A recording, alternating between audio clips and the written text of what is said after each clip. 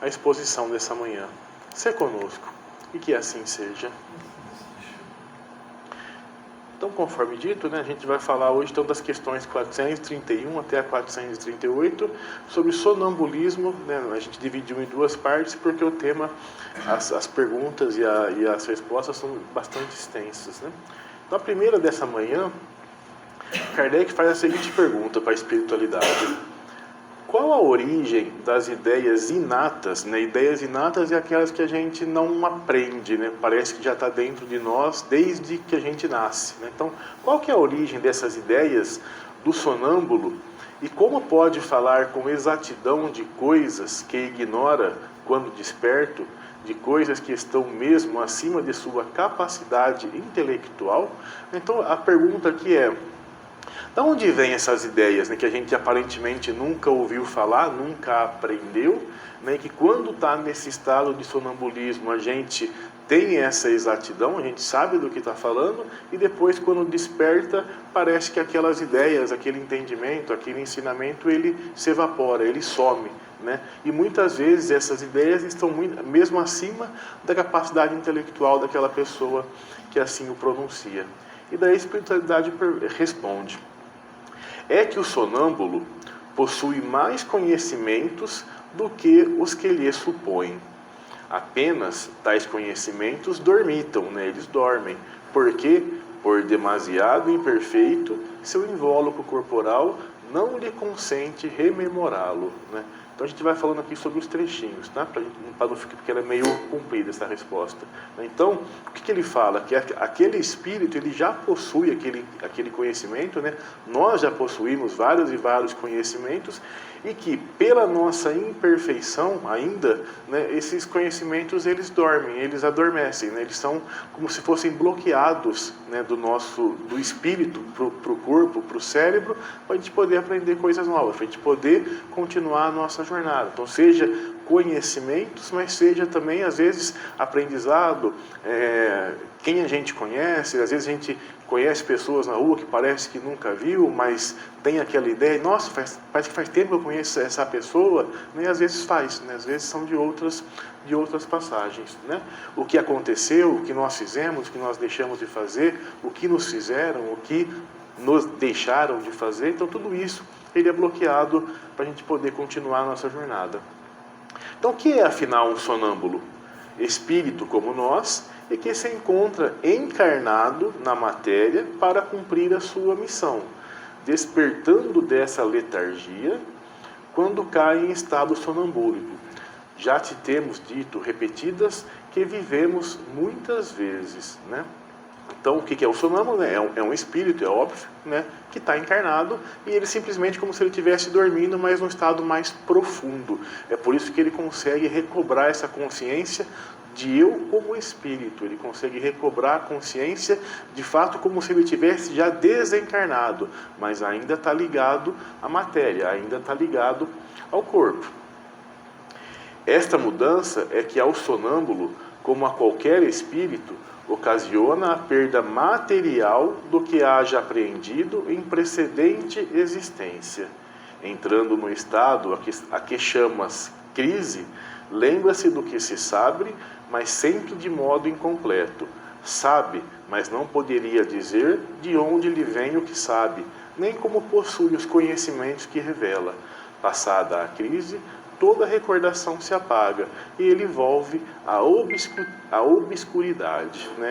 Só relembrando, a gente desencarna e encarna praticamente toda noite. Seria mais ou menos a mesma situação. A gente quando dorme, alguns em estado mais profundo, outros em estado não tão profundo, o espírito também se liberta. E assim como no desencarne, ele vai aonde ele precisa ir, ele faz aquilo que ele precisa ir, e ele se reencontra com aqueles que lhe são caros, com os vícios que tem, com a moral que tem, com os sentimentos que tem.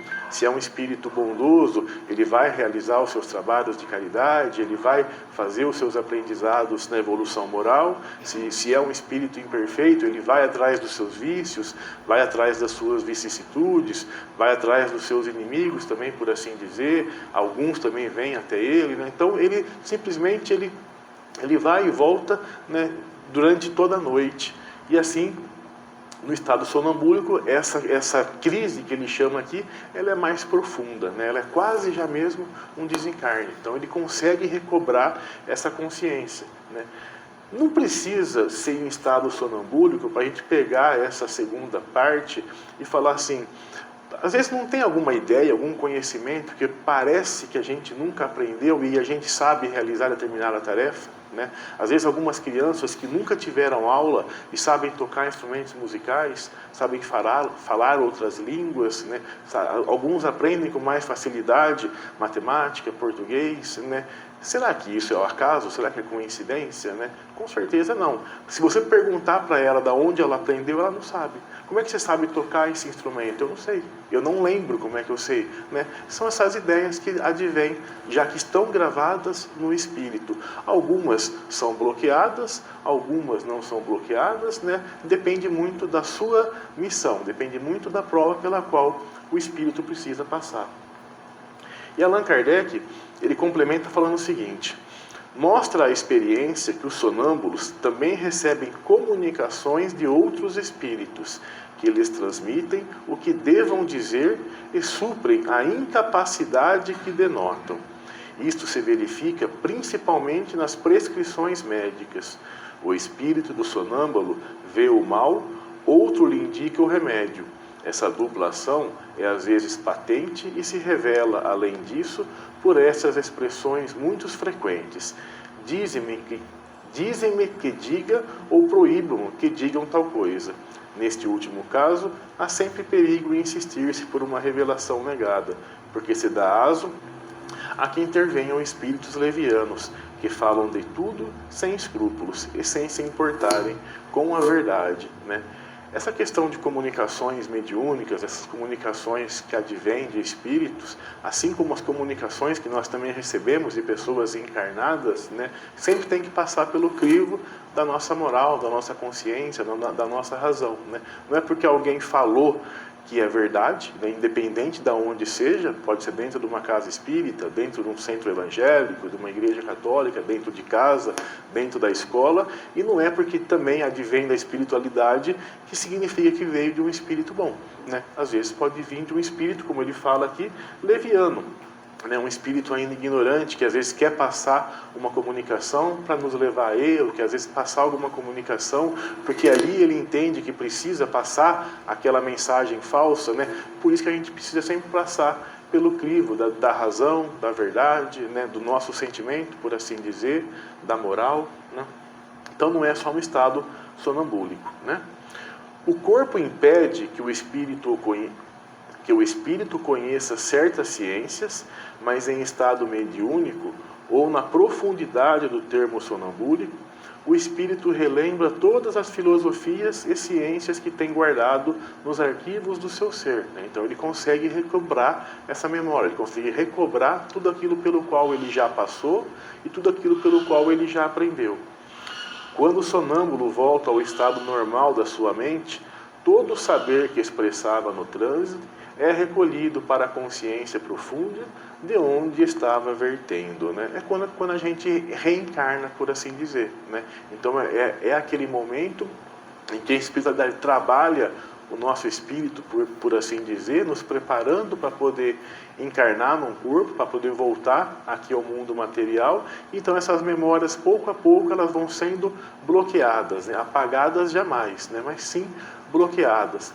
É lógico, o espírito, com o passar do tempo, né, algumas memórias dele mesmo, ele vai apagando, por assim dizer, né? Eu não preciso relembrar do estado onde eu era, por exemplo, um ser primitivo, né, onde eu ainda vivia muito na parte brutal, por assim dizer, na parte material. Aquela fase eu já superei. Eu não preciso relembrar de como foi aquela minha existência.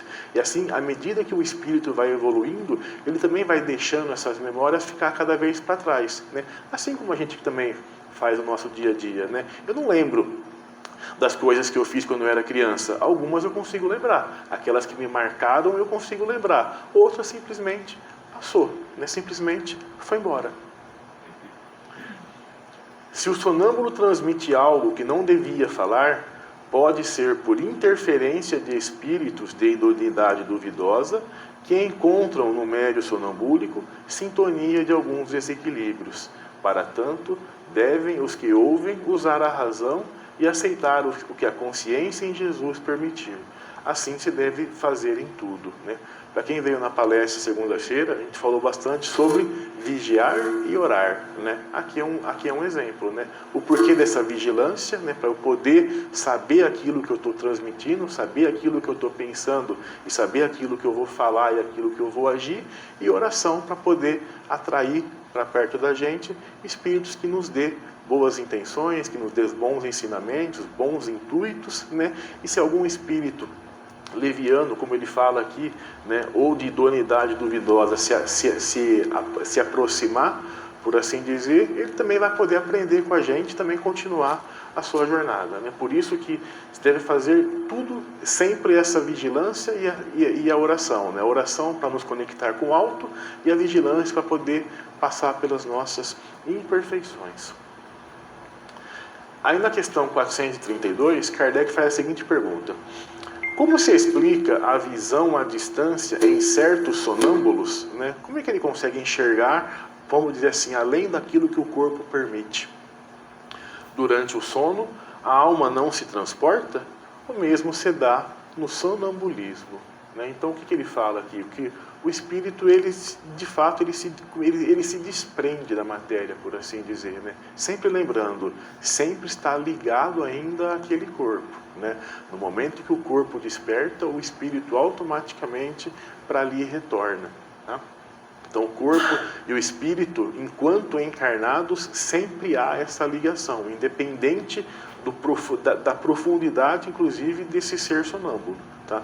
Por mais assim, profundo que esteja, por mais desconectado, por assim dizer, que ele esteja do corpo, ele ainda está ligado, né? Ele ainda está ali preso àquele corpo. A hora que há esse rompimento, daí sim há o desencarne. Aí para ali ele não volta nunca mais, né? Aquele corpo, ele já deixa de ter vida, ele já deixa de ser o receptáculo, por assim dizer, daquele espírito. O sonâmbulo tem dois tipos de visão: uma à distância e outra aonde o espírito deixa o corpo, como no sono, e se transporta a diversos lugares. A visão do médio sonambúlico se dilata como se ele estivesse usando um telescópio de grande alcance. Quanto mais evoluído o espírito, mais sua capacidade de visão se dilata, né? Então a gente falou, é como se fossem duas visões, né? Uma, ele consegue enxergar ao redor do corpo para saber o que está acontecendo ali, né? E consegue também enxergar com os olhos do espírito, né? Aonde ele vai e se transporta para onde quer que seja permitido, por assim dizer, né? E é óbvio, né? Quanto mais evoluído o espírito, mais liberdade ele tem. Quanto menos evoluído é o espírito, menos liberdade ele tem, né? Mais barreiras ele não consegue passar, né? Menos locais a espiritualidade permite que ele vá visitar, que ele vá trabalhar, né? E menos locais ele consegue também se teletransportar, por assim dizer, e também enxergar, tá? Então, essa questão do telescópio, né? Então, quanto maior essa evolução, vamos dizer assim, melhor é a resolução desse telescópio, né? Para alguns ainda é um óculos, né? Para outros já conseguem enxergar aí a longas e longas distâncias. A alma, durante o sono, se transporta, recolhendo aqui e ali conhecimentos indispensáveis à sua paz. Preparemo-nos para que esse conhecimento venha à tona para nos ajudar a conhecer melhor as leis espirituais, a vida e Deus, né? É óbvio, depende muito daquilo que eu vou buscar, depende muito daquilo que eu estou procurando, depende muito das sintonias que eu faço durante a minha jornada, né? Quanto mais caridoso, quanto melhor eu for, mais eu consigo de fato, buscar aqui e ali esses conhecimentos que me tragam paz. Agora, se eu tive um dia tumultuado, eu vou dormir de forma tumultuada, eu fico pensando em coisas materiais, fico pensando em vinganças, fico pensando em ódio, o que eu vou buscar enquanto eu estiver dormindo? Né? Essas coisas materiais, os meus vícios, os meus sentimentos ruins. Né? O espírito, a morte e o sono, ele não modifica quem eu sou. Né? Simplesmente ele me liberta do corpo. No sono, temporariamente, e na morte, daí de forma já permanente. Na próxima questão, Kardec faz: o desenvolvimento maior ou menor da clarividência sonambúlica depende da organização física ou só da natureza do espírito encarnado? Né? Então, assim, essa questão de mediunidade, ela depende só do corpo ou depende também do espírito? De uma e outra.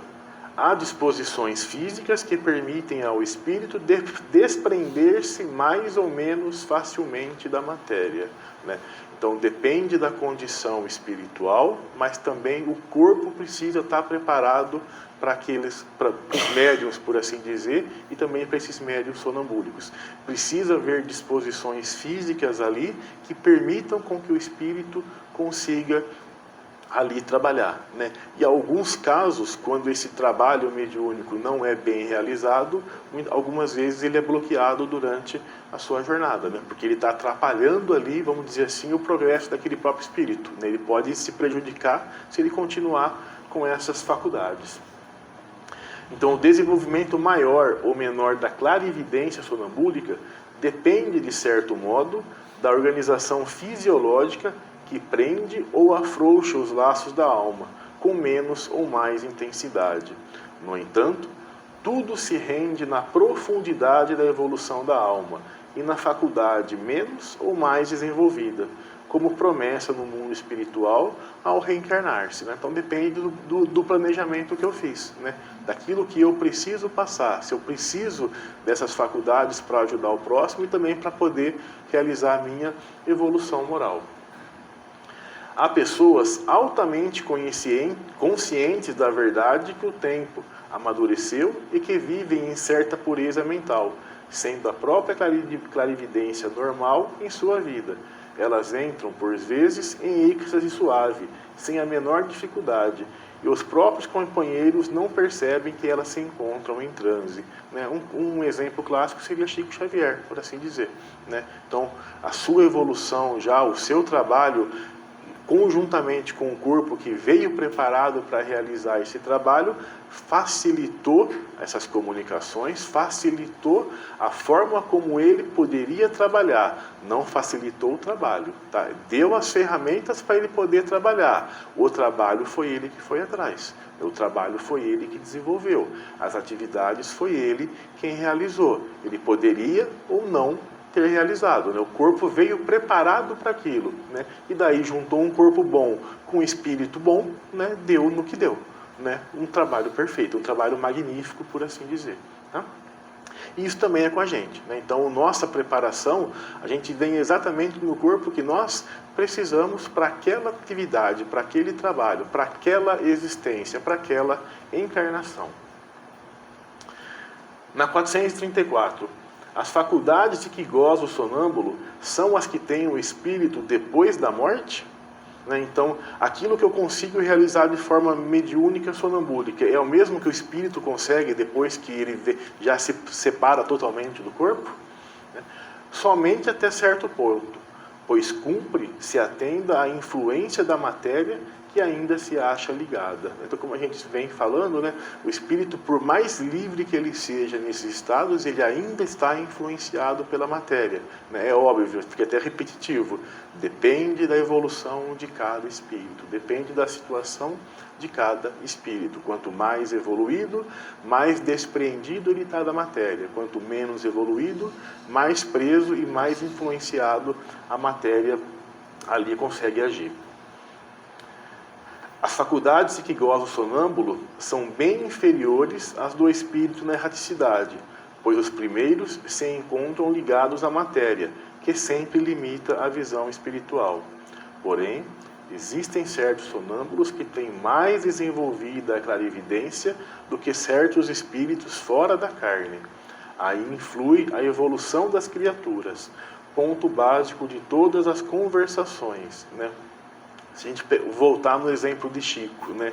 Com certeza ele, em estado sonambúlico, conseguiria se desenvolver muito mais facilmente do que eu depois de desencarnado, né? A evolução de um e de outro é muito diferente, né? Então ele, ainda mesmo assim ligado à matéria, é um espírito com certeza muito melhor do que eu já desencarnado, né? Então conseguiria ali poder desenvolver a sua clarividência, que é o que ele fala aqui no segundo ponto, né? Então, alguns sonâmbulos que têm mais desenvolvida essa clarividência do que certos espíritos fora da carne. Por quê? Por causa da sua evolução, né? Então, tudo depende da nossa evolução, tudo depende da forma como eu agi e da forma como eu estou buscando a minha evolução moral. Jesus, quando na Terra, estava envolvido nos fluidos da carne. No entanto, a sua clarividência era pura, muito mais do que em todas as criaturas. O que marcou sua visão foi simplesmente a sua grandeza espiritual. Então aqui já um exemplo mais supremo, né? Jesus, independente da situação que esteja, continua sendo Jesus, né? Encarnado como veio há mais ou menos 2000 anos, ou hoje, já no mundo superior, né? Continua sendo Cristo, né?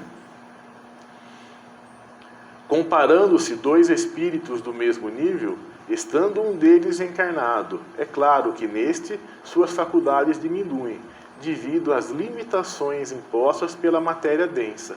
Compreende-se daí certas leis que regem a matéria para conservar a tranquilidade da alma. Então, se a gente pegar dois espíritos já no mesmo nível de evolução, daí sim a gente consegue enxergar melhor essa questão de que, enquanto encarnado, ainda que em estado mediúnico, ele tem uma clarividência, mas ela é limitada, e depois de desencarnado, essa clarividência ela aumenta um pouco, né? Mas aqui a gente está falando de dois espíritos na mesma situação, no mesmo degrau evolutivo.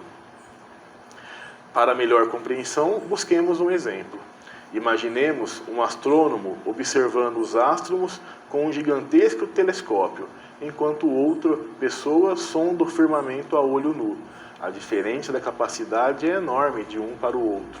Assim, o espírito superior ante os irmãos que ainda desconhecem a verdade. Então, aqui como exemplo, né, se eu olhar para a Lua a olho nu, eu vejo, de repente, um borrão.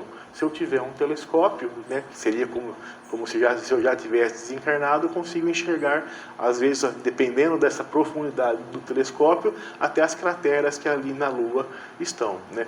Um outro exemplo, se eu pegar um celular e tirar uma foto, eu tenho uma imagem. Se eu olhar a olho nu, essa imagem muitas vezes é melhor ou pior do que depende daí da resolução do celular, né? Então, são esses exemplos que a gente pode trazer para o nosso cotidiano, né? Então, quanto mais evoluído, mais eu consigo enxergar, mais eu consigo já poder me teletransportar e visitar para poder ver melhor. 435. Pode o sonâmbulo ver outros espíritos? Né? Aqui, espíritos desencarnados, né? A maioria deles o vê muito bem, dependendo do grau e da natureza da lucidez de cada um. É muito comum, porém, não perceberem no primeiro momento que estão vendo espíritos e os tomarem por seres corpóreos. Isso acontece principalmente aos que, nada conhecendo do espiritismo, ainda não compreendem a essência dos espíritos. O fato os espanta e fá-los supor que tem diante de vistas seres terrenos. Então ele enxerga esses espíritos, mas algumas vezes eles confundem com espíritos que ainda estão encarnados, né? Como se a gente aqui tivesse essa capacidade e visse uma pessoa encarnada, uma desencarnada, e não saberia qual que é a diferença de um e outro, né? A gente pega como exemplo, para quem assistiu, eu não sei se no filme do Divaldo fala disso, mas numa peça teatral fala, né? Quando ele ia atender o público, ele precisava chamar algum companheiro para falar se aquela pessoa estava encarnada ou desencarnada, porque ele não fala disso também. Aí a amiga de trabalho, a gente tem até que falar para ele quando é espírito e quando não é, né? O estado sonambúlico é a mesma coisa, né? Em alguns casos, até aquelas pessoas que têm medo, às vezes falam assim, nossa, eu não quero enxergar. Então ele acaba confundindo ali porque ele tem um certo receio, né? Receio como se precisasse ter medo, né? Minha mãe sempre falava que é melhor ter medo dos vivos do que dos mortos, né? E Kardec complementa: o mesmo se dá com os que, tendo morrido, ainda se julgam vivos. Nenhuma alteração, notando ao seu derredor, e parecendo-lhes que os espíritos têm corpos iguais aos nossos, tomam por corpos reais os corpos aparentes, com que os mesmos espíritos se lhe apresentam. A gente vê aqui algumas comunicações, esses espíritos que já desencarnam e não conseguem saber, né, enxergar, né, e ali às vezes tem pessoas ao seu lado, né, que ele não enxerga, porque ainda não abriu a sua visão espiritual, e aqueles que ele enxerga, ele não sabe se está desencarnado ou se está encarnado, né? Ainda são situações de espíritos imperfeitos que ainda lutam para continuar, vamos falar assim, a sua jornada material, que ainda não se desprenderam dessa matéria. O sonâmbulo, no seu transe, pode ver os espíritos porque a sua visão se dilata, de modo que observa as coisas mais profundamente. Mas como ainda se encontra ligado à matéria por laços fluídicos, pode pensar que os espíritos são encarnados. Então isso que a gente já comentou. Aí na 436, o sonâmbulo que vê à distância, vê do ponto em que se acha o seu corpo ou do que está a sua alma? E daí a espiritualidade responde, né? Por que esta pergunta?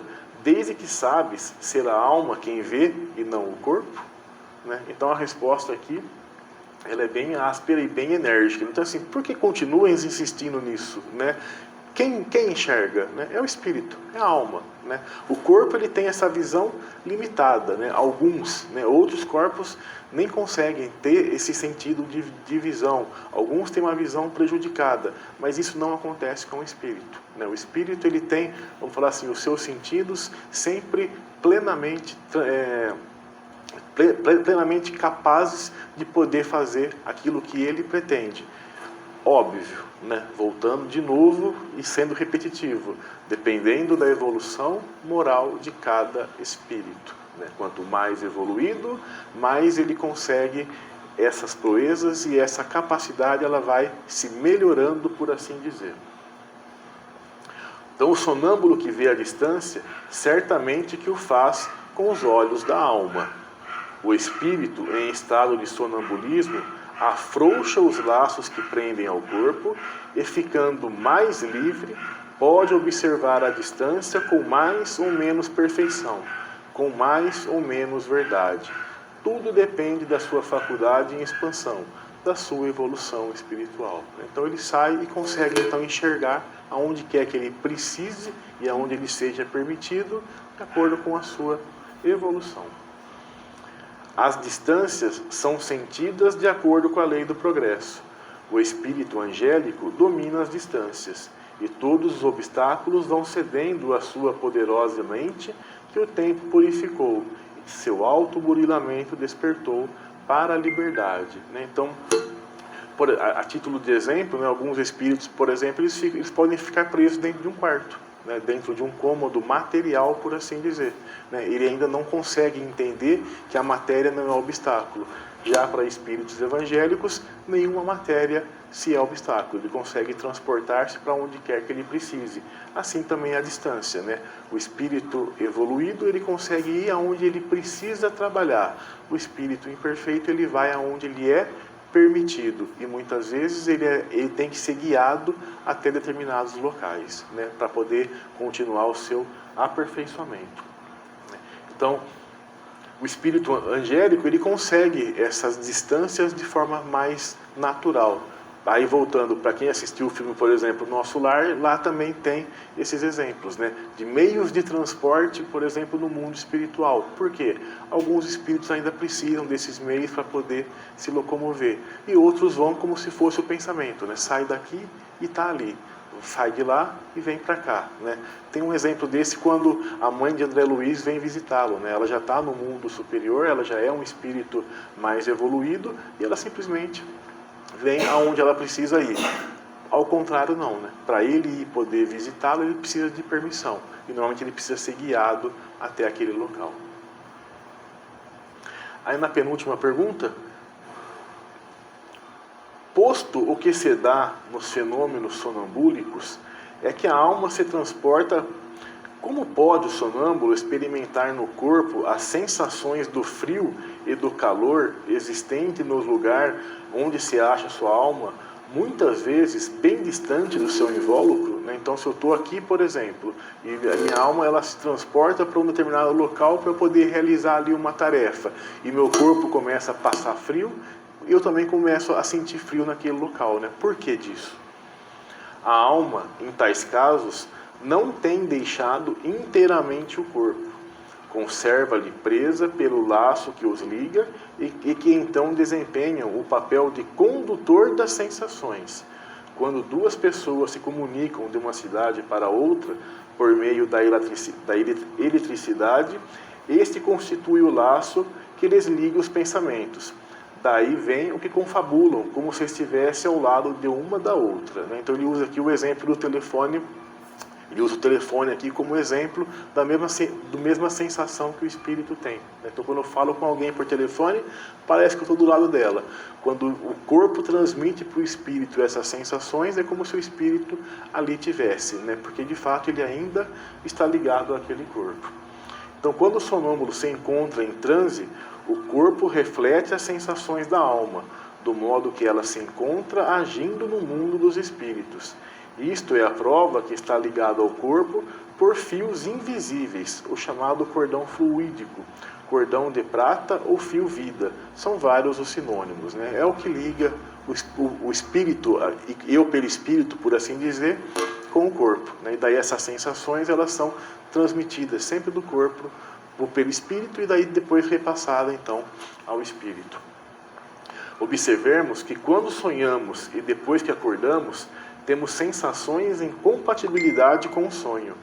É que quando se retoma ao corpo, essas sensações já se encontram vibrando no fardo físico, pois elas vieram na frente por irradiação da mente que as transmitiu. Com menos intensidade quando acordado, pode-se observar o mesmo fenômeno. A mente é transmissora do que vê e ouve com exatidão, para as fibras mais sensíveis do corpo e da carne. Então, o que ele fala aqui? Quando a gente às vezes sonha, o nosso corpo também recebe essas influências que advêm do espírito. Essa comunicação, essa troca de sensações, ela é de corpo para o espírito e do espírito também para o corpo. Então, inclusive, algumas já se tem comprovado que o espírito pode trazer inclusive doença para o corpo, algumas doenças psíquicas, por exemplo. Então essa troca de sensações que vem, frio e calor é um exemplo, ela vem do corpo e ela vai para o espírito. Dor é outro exemplo, ela vem do corpo e ela vai para o espírito. E ao contrário também. E daí no sonho existem também essas trocas. Às vezes o corpo acaba inclusive acordando cansado. Quantas e quantas vezes a gente dorme e parece que acorda mais cansado que quando dormiu. É porque ou trabalhamos, e às vezes aquele trabalho foi desgastante, ou porque talvez não tivemos uma noite tão boa, uma noite tão... não fomos, vamos falar assim, atrás de pensamentos e atrás de sentimentos tão bons. Então essas trocas de sensações, elas sempre acontecem. E por último, o uso que o sonâmbulo faz da sua faculdade influi no estado do seu espírito depois da morte? Muito, como o bom ou mau uso do que o homem faz de todas as faculdades com que Deus o dotou. Então é óbvio, tudo aquilo pelo qual eu me propus a fazer aqui, eu vou ser cobrado quando eu retornar. Óbvio, não é por Deus, não é Deus quem vai vir, aquele sentimento de martelinho e no julgamento final, batendo, você fez isso, vai passar no PowerPoint, minha vida, você fez isso, fez aquilo, mas sou eu mesmo, a minha própria consciência, sou eu mesmo que vou me flagelando, por assim dizer, pelo bem que eu fiz, pelo mal que eu fiz e pelo bem que eu deixei de fazer. E a faculdade aqui sonambúlica também é um desses pontos de cobrança, por assim dizer. Tudo aquilo pelo qual eu faço bom uso, eu serei recompensado. Tudo aquilo que eu faço mau uso, eu serei então cobrado. São as nossas ações que nos abrem ou fecham os caminhos direcionando a nossa libertação ou prisão. Dai de graça o que de graça recebestes. As faculdades espirituais, todas as temos, e recebemos de Deus por misericórdia, de graça. Portanto, devemos usá-las em benefício do nosso próximo, sem pensarmos em recompensa. Não consta no Evangelho que Jesus recebeu alguma coisa por todas as obras que realizou, né? É diferente do nosso trabalho remunerado, né? Aquilo pelo qual eu me proponho a realizar, né? O meu ofício, o meu trabalho, eu tenho uma recompensa, por assim dizer, por aquilo que eu faço, né? Aqui a gente está falando de faculdades espirituais, né? Daquilo que de fato eu recebi para poder trabalhar a minha evolução moral, a minha evolução é óbvio, mas também daqueles que me cercam, daqueles que me rodeiam, daqueles que precisam da nossa ajuda. E todos, né, recebemos algo de Deus, né? Todos temos essas faculdades, né?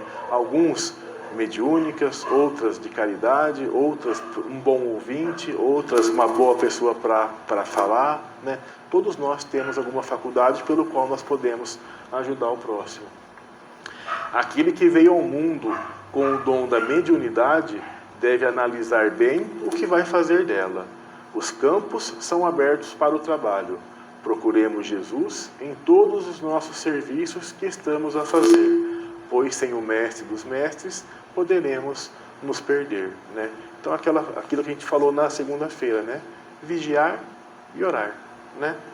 Vigilância com os nossos pensamentos, vigilância com aquilo que nós precisamos fazer, com essas faculdades que eu recebi, como é que eu estou empregando, e oração para a gente poder nos conectar ao alto, né? Era isso que a gente tinha então para passar essa manhã, e agora a gente vai para a segunda parte dos trabalhos, que são os passes, e posteriormente a gente encerra aqui com a prece de encerramento. Obrigado mais uma vez pela atenção de todos.